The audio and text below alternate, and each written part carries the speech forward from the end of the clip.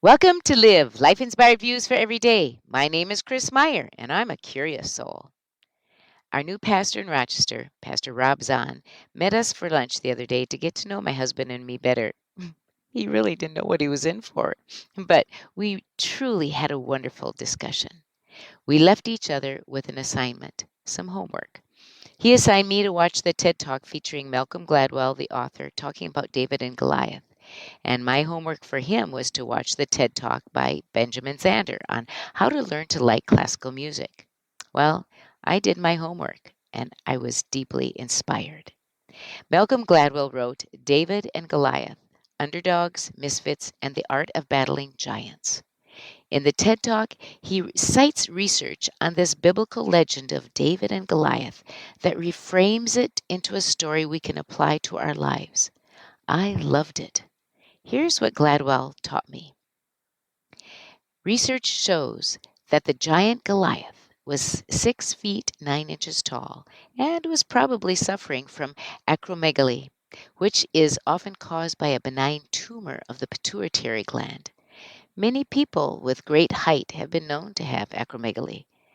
It would cause Goliath to move slowly and to have double vision. David, on the other hand, was a slinger, a marksman with a slingshot. Using the dense stones found in the valley in which they squared off, the stone, when released from the sling, would have the power and the accuracy of a bullet. The reason why they met in the first place was because of the conflict between the Philistines and the Israelites, and they were at a deadlock, a standoff, and the tradition at that time was to send a mighty warrior from each side to face off in what was called single combat. Goliath was known for his size and strength, and no Israelite wanted to face him. So finally, a young shepherd boy, David, volunteered to face Goliath. He refused armor and instead picked up 5 smooth stones. You know the ending of the story, I'm sure. David succeeded in knocking Goliath to the ground with a single stone from his small slingshot, and the battle was won. What is stunning about Malcolm Gladwell's presentation is his ending. Gladwell looks at his audience and announces, the lesson is that giants are not as strong and powerful as they seem, and sometimes the shepherd boy has a sling in his pocket. Wow. So it begs the question, who is your Goliath? Who do you fear or what causes you worry? I've often talked about the ability to reframe. It's a wonderful tool. So let yourself think of your Goliath. What is that thing or who is that person who causes you worry or fear? They say that when you speak to people to gain confidence, you should envision everyone in the audience sitting in their underwear. The same thing applies to our Goliaths. They are usually not what they seem. They are usually not as threatening as we allow our minds to assume or think. They are usually afraid of us too, though they bluster, brag, or bully. They might contain flaws or fears that cause them to choose behaviors of arrogance, haughtiness, or indifference. We, on the other hand, often allow ourselves to feel small or less than when we are afraid. But if you are listening to a podcast like this, you are a person who reflects, who seeks to learn, who wonders about possibilities, who yearns to become more. You are a shepherd with a powerful sling.